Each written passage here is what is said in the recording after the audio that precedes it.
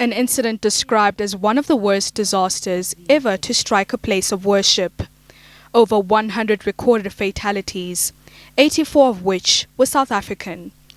The events that followed would cause further trauma for some of the grieving families, as their pursuit for justice would be halted by an unending blame game.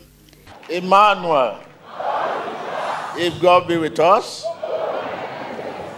Thank you. You may be seated. Thank you. While controversial, the televangelist gained a global mass following, especially revered for his miracle performances and prophecies. His broadcast station, Emmanuel TV, garnered him a further reach, becoming one of the most subscribed Christian ministry channels on social media platforms. His popularity quickly brought scores of people from across the world to the Synagogue Church of All Nations in Lagos for gatherings. What was an ordinary outing for churchgoers ended tragically for the group who travelled there in September 2014. On the 12th of September, around 12:44 p.m., the Synagogue Church guest house fell to the ground. At least 116 people died. 74 of the deceased were repatriated almost 2 months after the incident, followed by 11 others in February 2015. Those injured among the group of survivors were taken to Steve Biko Memorial Hospital for further treatment.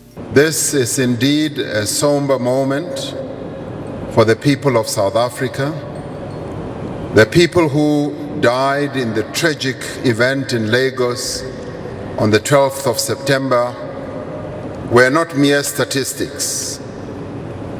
They were real people. They were people who lived amongst us.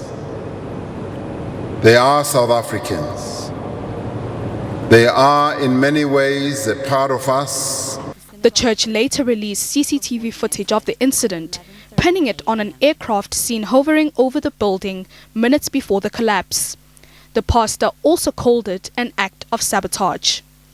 On the other hand, a general manager at the Lagos State Building Control Agency faulted T.B Joshua's church for not getting the correct structural approvals for the guest house. She said that the guest house only had approval to have 3 stories built, yet it had about 5 at the time of the collapse. In 2015, the coroner investigating the collapse recommended the prosecution of the church trustees and 2 structural engineers who handled the construction. Joshua was never personally charged. In April 2016, 2 engineers and their respective companies were charged alongside the church's trustees and arraigned with a 111-count charge of gross negligence and criminal manslaughter, to which they pleaded not guilty. The trial, which began in 2016, was repeatedly delayed. Some families of the victims pursued lawsuits, but none of them have received any compensation from the cases. Instead, some were offered or received cash payments from the church. Reports suggest that to date, no judgment has been made.